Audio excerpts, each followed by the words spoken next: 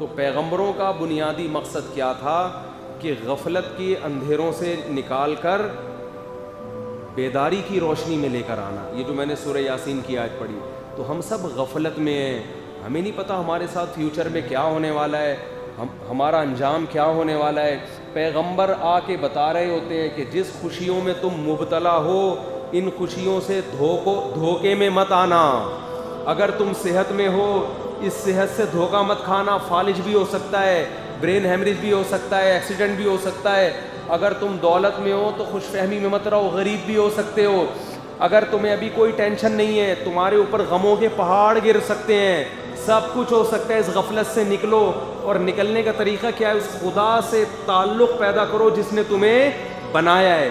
اس سے اگر مضبوط رشتہ قائم کر لو گے تو وہ غموں میں خود ہی تمہیں تسلیاں دے گا, تھپکیاں دے گا تمہیں, وہ غموں سے بچائے گا بھی.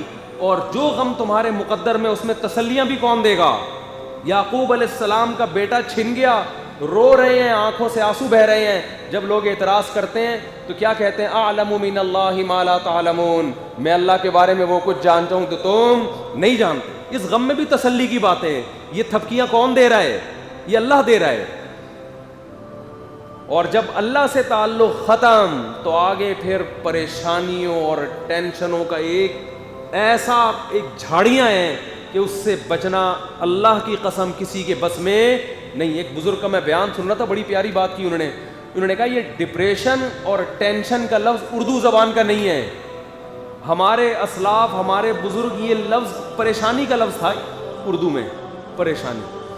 پریشانی کا مطلب کوئی بچہ مر گیا, کوئی یہ ہو گیا, وہ. یہ جو ڈپریشن اور ٹینشن کا لفظ ہے نا, یہ انگریزوں سے آیا ہے ہمارے یہاں. اس کا اردو میں ترجمہ ہی نہیں ہے اس کا.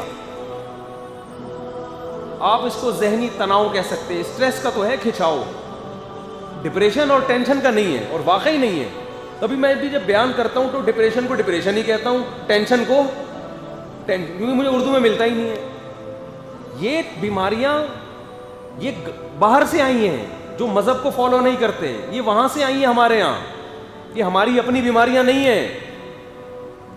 سمجھ میں آ رہی ہے بات؟ ہمارے یہاں پریشان بیٹھا ہوا ہے بس. ڈپریشن اور پریشانی میں فرق ہے.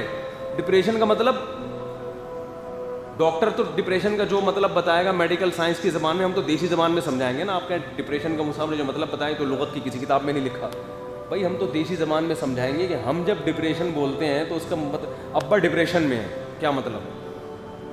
کچھ بھی ہو سکتا ہے.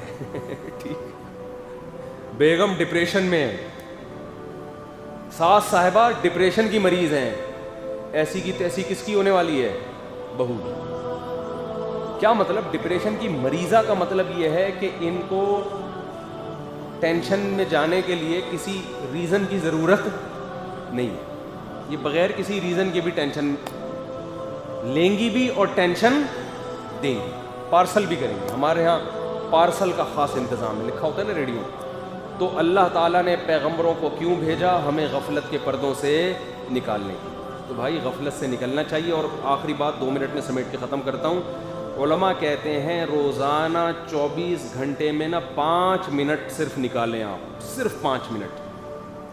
اس 5 منٹ میں آپ تنہائی میں بیٹھ کے تھوڑی دیر سوچ لیں, کیا تو یہ سمجھتا ہے کہ جیسا اب ہے ایسا ہی رہے گا ہمیشہ؟ سمجھ میں آ رہی ہے بات؟ کیا تو یہ سمجھتا ہے کہ جیسا اب ہے ویسا ہی رہے گا؟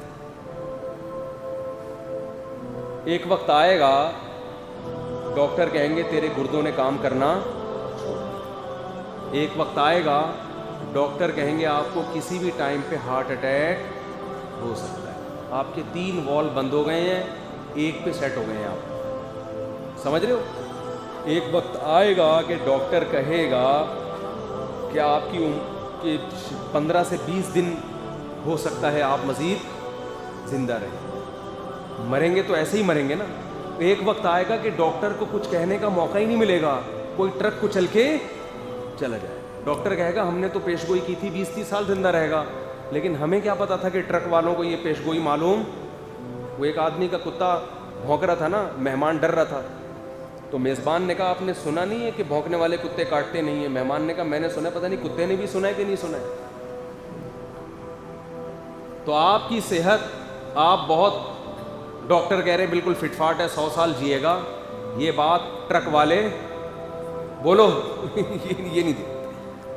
نشہ کر کے ٹرک چلا رہے ہوتے ہیں, بعض دفعہ آپ کی غلطی نہیں ہوتی پھر بھی کوئی ایکسیڈنٹ کر کے آپ کو مار کے چلا جاتا ہے. 10 اسباب ہیں موت کے. جہاز میں بیٹھو وہ گر گیا, گاڑی کا ایکسیڈنٹ ہو گیا, کچھ بھی ہو سکتا ہے. اتنی موتیں جتنے پیدا ہو رہے ہیں نا, اسی حساب سے مر کے قبرستان کو بھر رہے ہیں. 5 منٹ بیٹھ کے تھوڑا سا انسان سوچ لے کہ نظر سوئے دنیا قدم سوئے مرقت. مرقت کہتے ہیں قبر کو. نظر سوئے دنیا, نظر تیری دنیا کی طرف, پیسہ, بیریا ٹاؤن, پلاٹ, دولت, اور قدم سوئے مرقت. چل کے کہاں جا رہا ہے؟ آہستہ آہستہ قریب کس کے ہو رہا ہے؟ ارے کیا روزانہ ہم بحریہ ٹاؤن کے قریب ہوتے جا رہے ہیں؟ بولو نا. روز ہماری زندگی سے ایک دن کم ہو رہا ہے کہ نہیں ہو رہا؟ تو کس کے قریب ہو رہے ہیں؟ قبرستان کے قریب ہو رہے ہیں. دیکھ بحریہ ٹاؤن کی طرف رہے ہیں.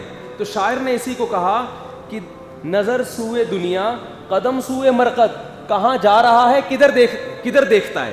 دیکھ کدھر رہا ہے, جا کدھر رہا ہے.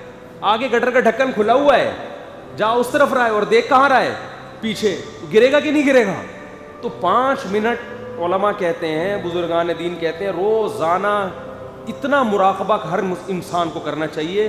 آہستہ آہستہ یہ چیز آپ کے دل میں انشاءاللہ ہمارے دل میں بیٹھ جائے گی, اور انسان کا بچہ بننا شروع ہو جائے گا. اللہ تعالیٰ سمجھنے کی, عمل کی توفیق عطا فرمائے. وما علینا الا البلاغ.